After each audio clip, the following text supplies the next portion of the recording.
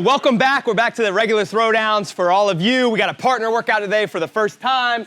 Here's how it works. There's a 100 cal or 80 cal if it's a female team buy-in with the assault bike. Then 4 rounds, alternating rounds between partners, a 50-foot dumbbell front rack walking lunge at 50 and 35, 12 chest to bars, and then 8 dumbbell hang squat cleans, 2 dumbbells in your hands for both the front rack and the squat cleans. Then you'll immediately go into 4 rounds. Again, alternating rounds, so 2 rounds each. 50-foot single arm dumbbell overhead walking lunge, that's 1 arm obviously, 12 chest to bars, and then 8 single arm dumbbell overhead squats per side. So you do 8 on one side, 8 on the other side. And then a 100 or 80 cal assault bike buyout. There's a 17-minute cap to the workout. 20 seconds left, friends, like I can. Training Think Tank Throwdown 22!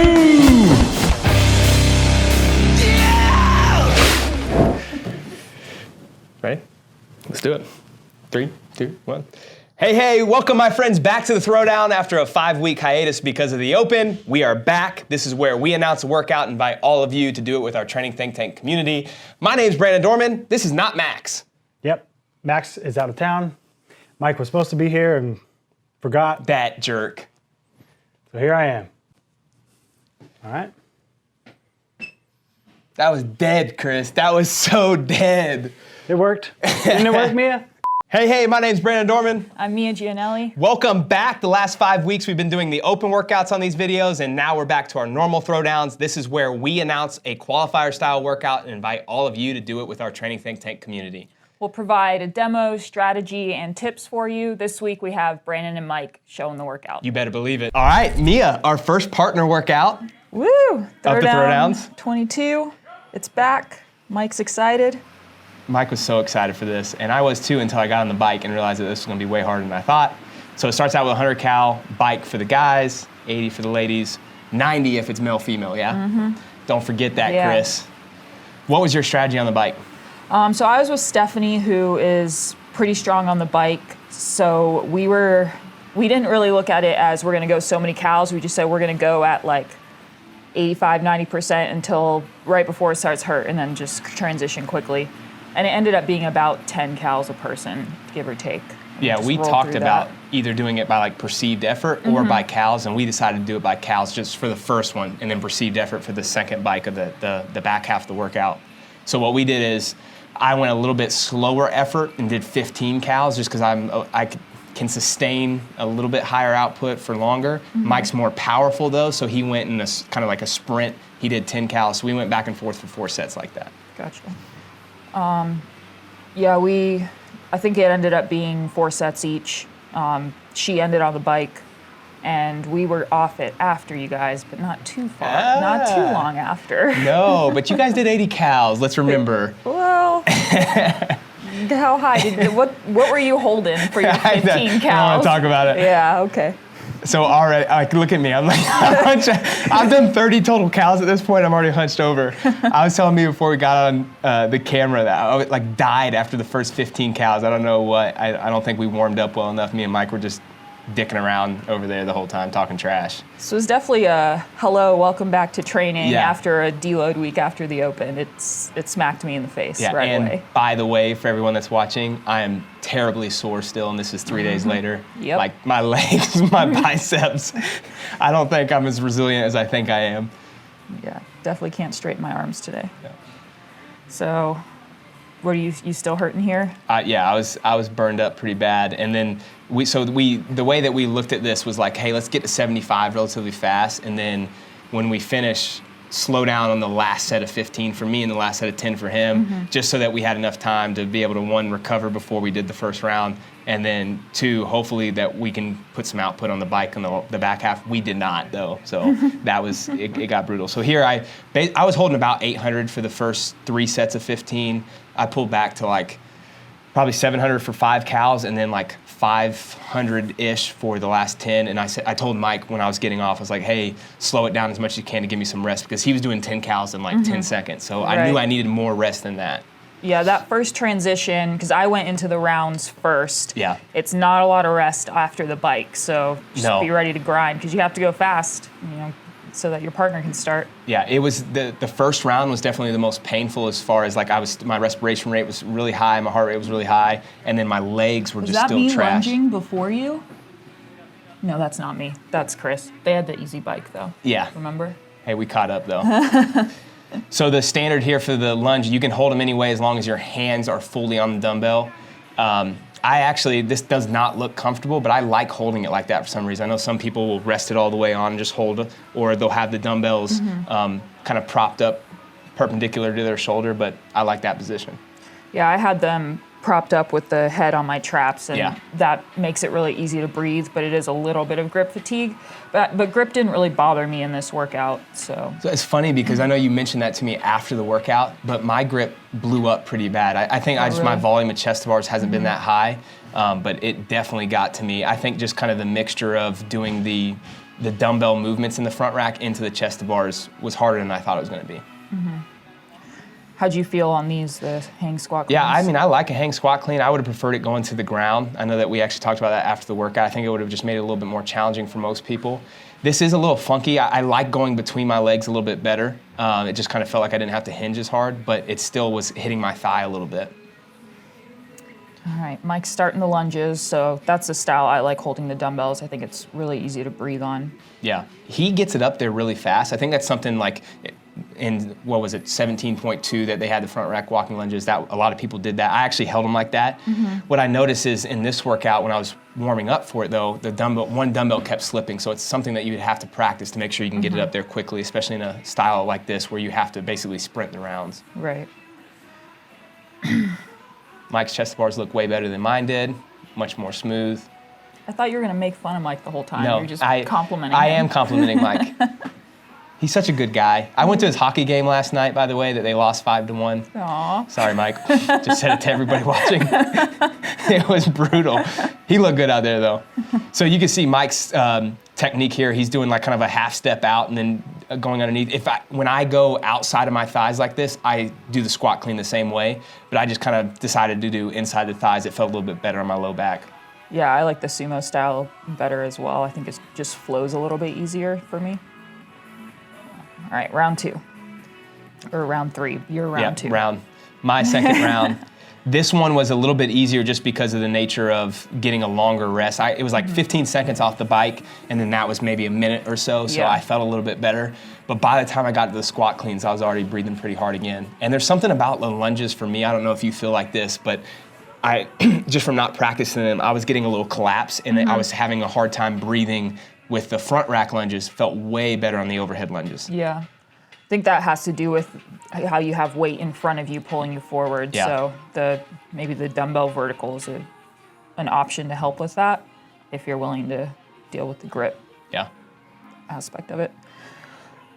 So I personally thought that this round hurt really bad for me because Yeah. I was like you. I was the first one into it, and then so I did round 3. But it was a little bit of a mental break or savior knowing that this was the last round that I had to do double dumbbell work. Yeah. It made me feel a little calmer. That's what I actually told myself when I was getting on the squat cleans. Like, hey, it's going to get easier with only one dumbbell. You're taking half the load. Right. It was well programmed in that it was really hard. I just felt more under control for that. But if I would have had done a third round with 2 dumbbells, it would have gotten really nasty. So only doing 2 rounds apiece, I think, fit the workout well. Yeah, I agree with that. How did you feel on the chest to bars at this point?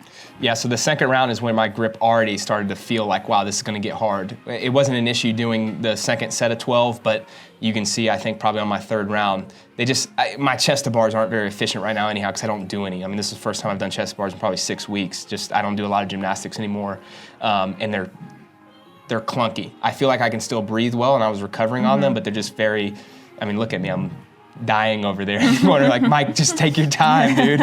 But they definitely got hard in the last round. It was a fight to get 12 unbroken reps. So finishing up round 4 here, and you guys are about to transition into the next style, which is single arm overhead lunge. and then single arm overhead squat. Chest to bars stay the same. So you're off. How much better did it feel with just one dumbbell? Yeah, so much better with one dumbbell. And I like the overhead position better. My overhead position is pretty good. Probably could have warmed up a little bit better because it felt a little funky on my left side, which I'm switching to now. But I can breathe way better in that position. And then with the overhead squats, maybe a little bit more challenging getting depth, trying to go fast, but the overhead position allows me to like open up and breathe, whereas like even with the hang squat cleans, I was holding my breath at the bottom. I had a hard time making the overhead squats quicker. Like I felt like I had to keep them at a really controlled tempo, which normally isn't the case for me, but something about this workout, it was like just trying to stay balanced and tight enough to do them well. Yeah, Mike's are way faster than mine. He just is able to kind of like set his hips and get down fast, whereas like for me, I wanted to try to make sure I was as close to depth as possible, which is hard with a single arm overhead movement. And like my left ankle doesn't move at all anyhow from previous football injuries, so it was definitely challenging to make sure that I was getting all the way down. And then obviously with the dumbbell, it just forces you to kind of lean to one side. So what I did was kind of like basically my palms forward the entire time like a barbell, and then I pushed really hard onto the opposite leg, so that's why I was leaning like that. What I focus on when I'm doing this movement, and I have a really good shoulder flexion, so that helps, is I just press my bicep into my ear, and that almost helps me like use my head to help stabilize it overhead. But you have to have the shoulder range to be able to do that. And Mike. So Mike was smart there. He said he slid that other dumbbell over so he could pick it up right away, just trying to stay ahead of some of the other groups. And then I took the other dumbbell that I put down and I put it to where he could use it for the overhead squat. So basically we were just rotating dumbbells for the rest of the workout. So one was already always ready for the next person that was going, and one was closer to the rig for those that are doing the overhead squats. That's smart. We didn't do that. We threw one dumbbell to the side. Yeah, well, I was going to, and Mike's like, no, I'm going to leave it right here. And he's talking to me while I'm going. I couldn't hear what he was saying, but afterward it made sense. Sounds good. Yeah. Whatever. This is where Mike said his grip started to blow up. You can see they get a little clunky at the bottom where he's like really trying to reach, but I mean, they're still pretty smooth. He did tell me today in a text message that he's pretty blown up. His biceps are really sore. Yeah. I mean, when you don't have chest to bars in the open, you probably didn't do too much volume for the last 5 weeks of them. And I know for me, nothing preps me for chest to bar soreness other than just doing chest to bar. Like I just have to keep the volume up or else I get really sore like I am right now. Did you feel like they were going, or was it just like soreness afterward? They felt great, actually. Yeah. I thought that the chest to bars were the easiest part of the workout for me, which is, I mean, gymnastics are not my strength. So, but no, I'm just so sore. He looks pretty comfortable. Yeah, I mean, his overhead squat's really good. I should have done a better job. I mean, if we were like truly racing someone, the teams that were, I knew I was ahead, but I should have grabbed the dumbbell right away when he went down. We were trying to communicate back and forth of like, what number are you on? He'd say 7 when he had 1 rep left, so I knew to pick it up. But for those that are really racing other teams, you're gonna have to nitpick those little things to be competitive. All right, so this is gonna be your final round. Yes. And then Mike will have one more. Mike looks like he's doing great. I did that every rest interval. I had my head on the assault bike, so I can't talk. I mean, look at the hinging over down the line next to Tyler. This is awesome. I mean, that's the magic of team workouts is you go real fast and just try to recover by the time you have to go again. I know I want to say probably my 6th rep there, I was like, man, I don't know if I can hold on for these. That's how bad my grip was.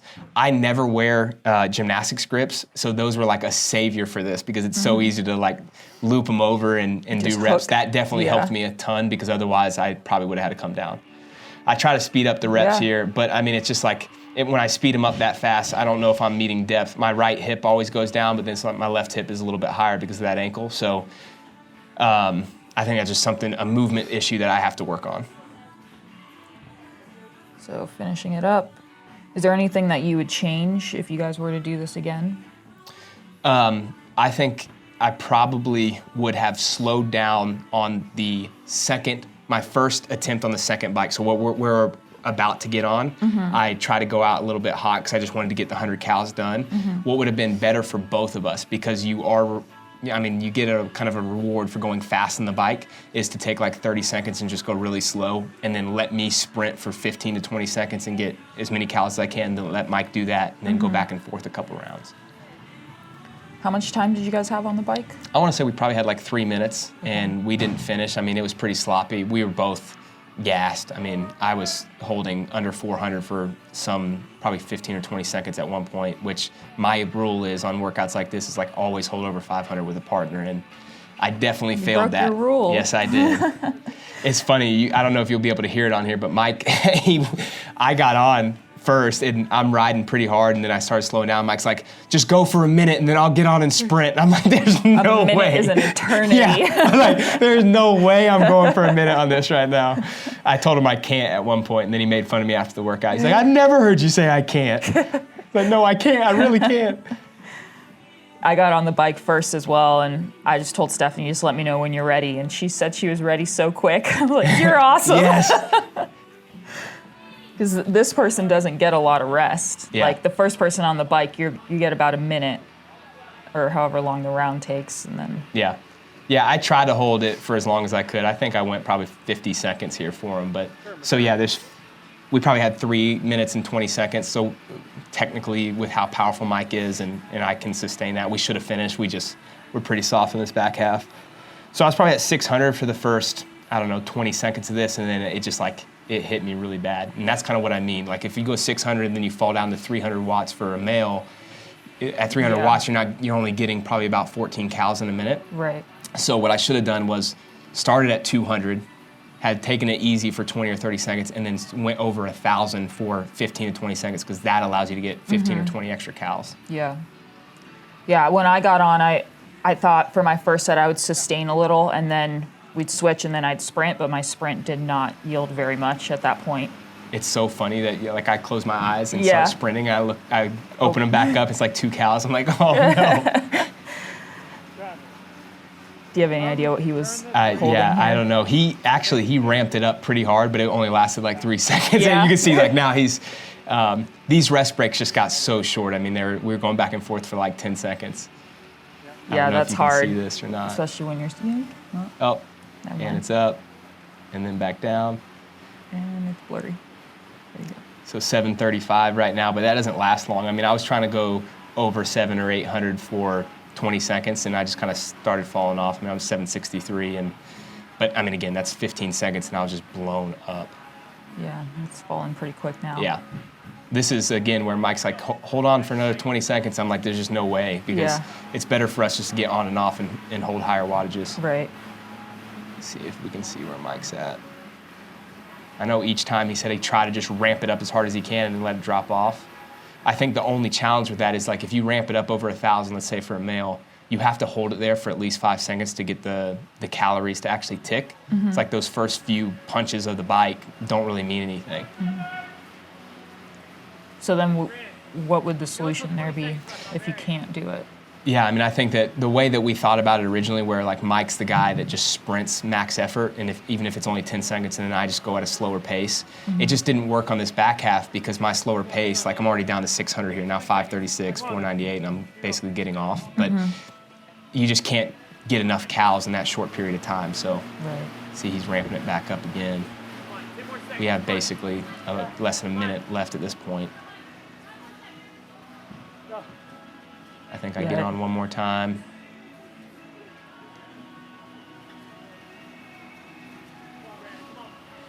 Yeah, so this is the last kick right here, I think, because we finished with 78 cals.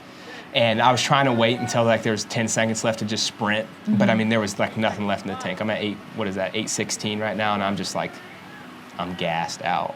But I think we finished with 78 cals total. Plenty of people will beat that if you guys are tough on it. Hope you enjoy it. All right, you just watched Mike and I do this workout.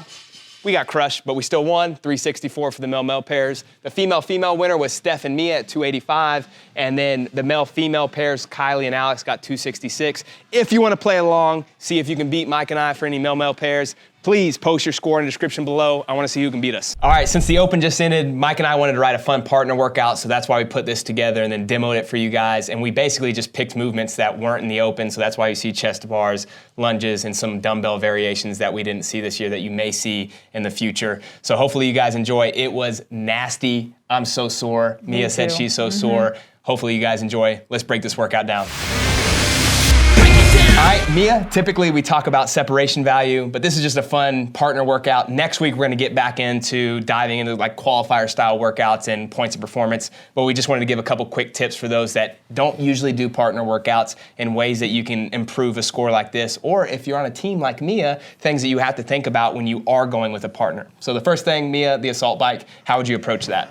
So the assault bike really rewards power. So if you have someone on your team that's powerful, definitely take advantage of that. You could have set up where one person is pushing the bike hard, where the other person is more at a still tough pace but sustainable, so that that powerful person can get a little bit more of a rest and then ramp up more. You'll get a lot more out of the bike that way than just cruising the whole time, and it's a tight time cap. Yeah. So you gotta push the bike at the beginning if you want to make it. Yeah, that's what me and Mike tried to do. Obviously, we kind of failed on the back half of the workout, but we were able to take advantage of Mike's power and my sustainability on the first bike, which obviously let us get off and kind of stay ahead the entire time. So if you are good on the bike, you need to pick one person that's a little bit more powerful to push that, and then obviously, like you said, have someone that's more sustainable. For the lunges on both ends, front rack and the overhead, when you're talking about a workout where it's basically alternating rounds, if you want to be competitive, everything has to be unbroken. But not only that, the movement speed has to be fast, right? So for the lunges, I think the big tip there is making sure that you're stepping through as fast as you can, because over the course of 8 total rounds, if everyone's meeting their steps together, you're going to lose probably 40 or 50 seconds on the workout. Right. And if you can't step through, another option is to kind of kiss the ground with your back foot, not necessarily come together at full extension, then step forward. I know that I struggle stepping through when I'm under fatigue, and that's what I go to, which makes it a little bit faster. Not quite as fast as stepping through, but definitely not as slow as pausing at the top every rep. For sure. And I think the thing is like in your training, practice both, right? Like if you know that lunging for me, my butt is so sore today. So like one of the things that I could practice obviously is the volume tolerance of that movement, but practicing both like a little kiss, like you said, and then working on stepping through under like a non-fatigue state, just so that you can get a feel for what that's like. The chest to bars, again, I think they have to be unbroken if you want to be competitive in a workout like this. They need to be crisp and tight. So again, in a team workout or partner workout, it is about movement efficiency and speed. For those that don't have 12 unbroken chest to bars, come up with a strategy that's going to keep you resting as little as possible. So maybe it's 4, rest 3 seconds, 4, rest 3 seconds, 4, and then quickly get to the dumbbell. Whatever that may be for you, I think you got to find that pacing structure yourself. Yep. The squat cleans, what would you recommend with either the outside the leg, inside the leg? What's the fastest way? I like inside the leg. I didn't really see too much of a time difference between the way you were doing it and Mike was doing it. So really just whatever you feel comfortable with, but I would focus on pulling yourself under the dumbbells quickly. You don't necessarily have to open your hips up all the way and hit that big full extension if you're strong enough to move those dumbbells. If you can just pull yourself under and think of doing that faster than between the leg versus outside the leg. I don't think there's that much of a difference. I don't think it matters other than just like maybe how it feels on your back. I know a lot of people say one may feel better than the other. So for me, I kind of like the inside, but pulling yourself under is kind of like the same thing you would do with maybe a light barbell snatch or barbell clean, where you don't have to come to extension like you said. So again, these are like kind of like skills that we can learn in our training to make the movement a little bit faster when you actually test on something like this. And then the last movement that was tested was the overhead squat. For me, that's challenging to reach step. So I think the big thing is like if you're challenged like me, making sure that you continue to open up your movements or talk to your coach about that or hire a coach to work with you on those movements. And then a smooth cadence where you're breathing the entire time. I think for me, the overhead squat's easier to breathe in. So that's a time that you can make up some of that like deficit that you have from maybe the front rack squat clean or something that's kind of collapsing you. Right. Yeah, as long as you stay smooth and, like Brandon said, hit depth, you don't want to get any no reps on that. So if you do have the good movement and you can speed through it, partner workouts are all about, or team workouts are all about quick range of motion. But if you don't have that, it's faster to just not get no reps. For sure. And then the last assault bike, I think really it comes down to just how tough you want to be. Unfortunately, Mike and I are not that tough anymore. I think we're past our prime, so we got pretty soft in the back half. But I mean, if you want to be competitive in a sport like this, that's kind of like 90% of the battle in the back half of workouts. Like, do you have that kick? And kind of the way that I look at this is like, go back to the leaderboard in the open, look at all your scores and see how big of a difference maybe 1 or 2 seconds was on the leaderboard. Most people don't realize it, but it's like, you know, a couple seconds, a couple reps could be hundreds of spots. It's like, what if I pushed a little bit harder? What if I would have went from 600 to 700 watts on the bike? Because I know I could have done that at the end. So little things like that is something that's worth thinking about at the end of a workout. Yeah, start practicing it now. Good luck, guys. Have fun. We'll be back next week. it's a wrap. You know what I'm saying? Your boy Project Pata in this thing, man. Hey, look, man. Thank y'all for watching Training Think Tank's YouTube channel. Y'all hit that motherfucking subscribe button. You know what I'm saying? So y'all go ahead, man. Thank y'all for watching the channel. You know what I'm saying? Hit that motherfucking subscribe button. Let it be known what it be known, what it be known. You know what I'm saying? Pata.